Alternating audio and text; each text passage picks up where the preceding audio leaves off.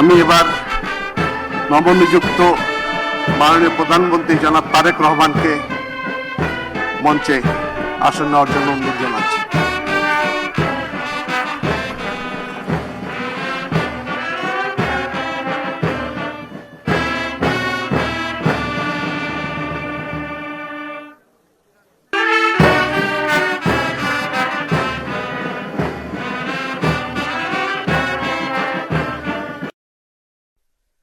أعوذ بالله من الشيطان الرجيم. بسم الله الرحمن الرحيم.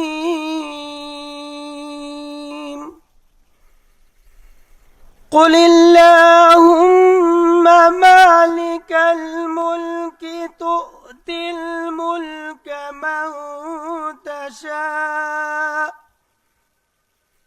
وتنزع الملك ممن تشاء وتعز من تشاء وتذل من تشاء بيدك الخير إنك على كل شيء قدير. صدق الله العظيم. 12 ফেব্রুয়ারি 2026 তারিখে অনুষ্ঠিত ত্রয়োদশ জাতীয় সংসদ নির্বাচনের ফলাফলের ভিত্তিতে গণপ্রজাতন্ত্রী বাংলাদেশের সংবিধানের 56 অনুচ্ছেদের 3 দফা অনুযায়ী রাষ্ট্রপতি ত্রয়োদশ জাতীয় সংসদের সংখ্যাগরিষ্ঠ সদস্যের আস্থাভাজন সংসদ সদস্য জনাব তারেক রহমানকে গণপ্রজাতন্ত্রী বাংলাদেশ সরকারের প্রধানমন্ত্রী পদে নিয়োগ দান করেছেন।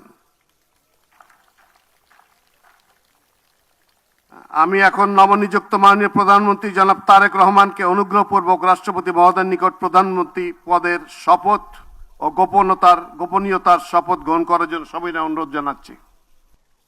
নবনিযুক্ত মাননীয় প্রধানমন্ত্রীর শপথ পাঠ পরিচালনা করার জন্য রাষ্ট্রপতি মহোদয়কে বিনীত অনুরোধ জানাচ্ছি। বিসমিল্লাহির রহমানির রহিম। বিসমিল্লাহির রহমানির রহিম। আমি সশ্রদ্ধ চিত্তে তারেক রহমান সশস্ত্র চিত্রে শপথ করিতেছি যে আমি আইন অনুযায়ী সরকারের প্রধানমন্ত্রী পদের কর্তব্য বিশ্বস্ততার সহিত পালন করিব। আমি বাংলাদেশের প্রতি অকৃত্রিম বিশ্বাস ও আনুগত্য পোষণ করিব। আমি সংবিধানের রক্ষণ সমর্থন ও নিরাপত্তা বিধান করিব। আমি ভীতি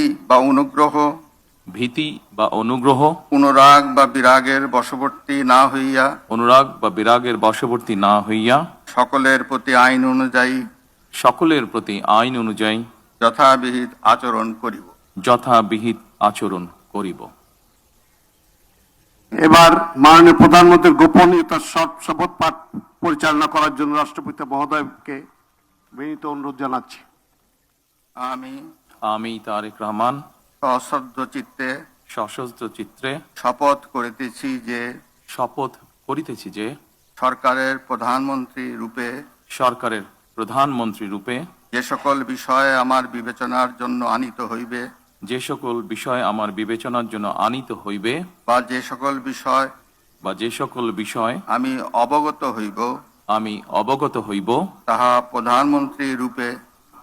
প্রধানমন্ত্রী রূপে যথাযথভাবে আমার কর্তব্য পালনের প্রয়োজন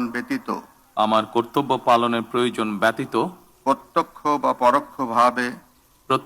বা পরোক্ষভাবে কোনো ব্যক্তিকে জ্ঞাপন করিব না বা কোনো ব্যক্তির নিকট প্রকাশ করিব না। ধন্যবাদ। মাননীয় প্রধানমন্ত্রীকে পদের শপথ ও গোপনীয়তার শপথ স্বাক্ষর করার জন্য এবং স্বাক্ষর শেষে নির্ধারিত আসন গ্রহণ করার জন্য বিনীত অনুরোধ জানাচ্ছি।